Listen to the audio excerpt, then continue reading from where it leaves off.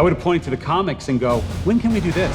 When can we really take the shackles off and emulate the storytelling from the comics on the screen? And that's what we were able to do finally on the MCU movie. The big idea of Peter going to Doctor Strange and in doing so causes this rift in the multiverse. Peter, stop tampering with the spell. I think those sort of repercussions of Peter's actions are something that just harkens back to the original comics. We all cherish the source material, so the nice thing about working with the folks at Marvel is that they're all fans.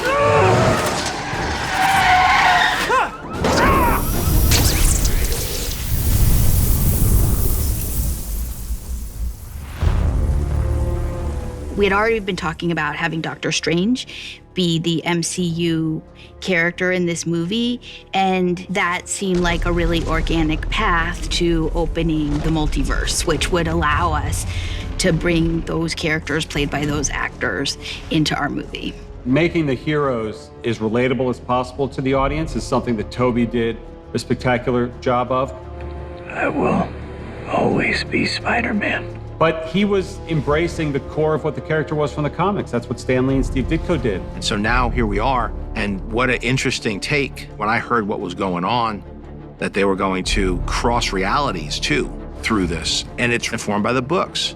It is very full circle in a surreal way that if you'd asked me when I first stepped foot on Sam's Spider-Man set if we would get this, I would have said, wouldn't it be cool if?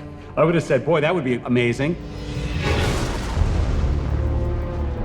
Don't make me a murderer, Peter.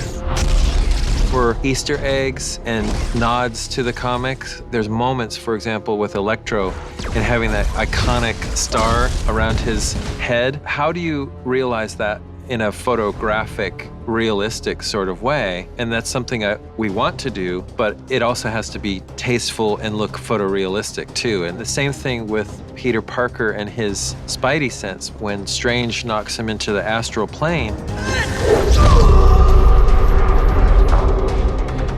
Peter Parker is his astral form, and he's got these little squiggles around his head. This feels amazing. And so we're gonna see how, okay, what would that look like? And, you know, without looking too like 2D graphic, you know, how do we do a version of that, but people still who are in the know get it and go, yeah. Spider Menace. Governments around the world launch investigations into the murderer known as Spider-Man. What? Don't say anything without a lawyer! I think we had thought that by bringing in J.K. Simmons as J. Jonah, we could plant the seed that potentially there is a multiverse. Now I gotcha. Everybody got really excited about having J.K. play J. Jonah. The damage, the destruction. You saw it with your own eyes. Him being this kind of pestering guy with Peter Parker is something that he always was in the comics, but now we get to see him a little bit more grounded, a little more realized, and a kind of character that, you know, we might see in the real world. Even though he's now in this cheesy online network news, the character, to me, will always be a throwback to, you know, what Stan Lee and the gang were putting on paper 50, 60 years ago. They're here. They're here because of you.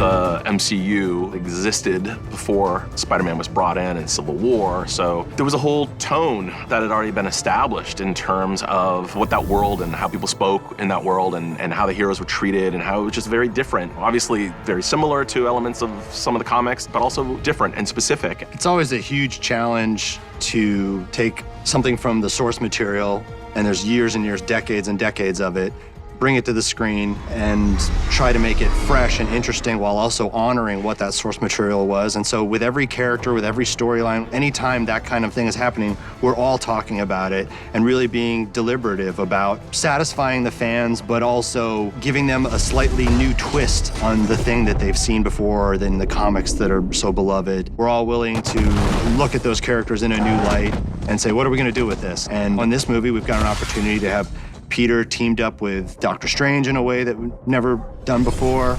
And so now we get to look at the source material. Oh, what are some cool stories where they first met? And what would that look like now? And it's just been really fun. One of the things about bringing Doctor Strange into this movie was we could bring him into a world of magic. And I think that that is bigger like story world that the MCU gives us. What's happening? They're starting to come through and I can't stop them. There's gotta be something we could do. Can't you just cast the spell again?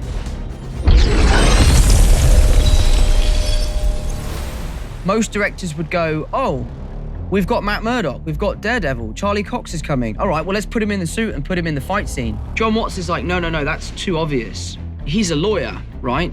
But why don't we make him Peter Parker's lawyer? Well, I have some good news, Peter. I don't believe any of the charges against you are gonna stick. Wait, seriously? I knew it. Nice. Oh my God, Mr. Murdock, thank you. Thank you, That's amazing.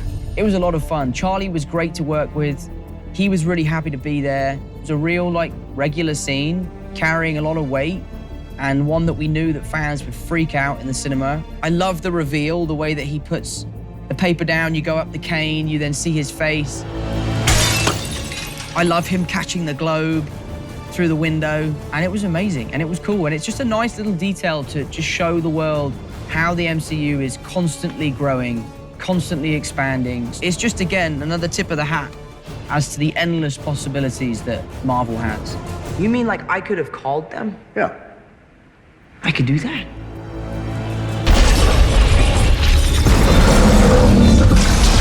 It feels like it's very rich. And I think it's because the source material is so rich. It doesn't feel forced. It feels like it's unfolding. And there are a lot of people who really embrace the films and grew up with the films who want to learn more about these characters. So it's part of the Marvel lore, right, is the multiverse. And that was something we were always going to use and get to. So it was kind of organic. It leads directly into what we want to do anyways. Because, you know, we were always thinking about the next Strange being the multiverse. It helped to solidify the idea 100%. Once the idea formed, okay, who else can we get? Who else can we get? Who else can we get? And it kind of like, it got bigger and bigger and kept growing from that initial concept and idea. So just seeing these characters on screen together has been mind-blowing.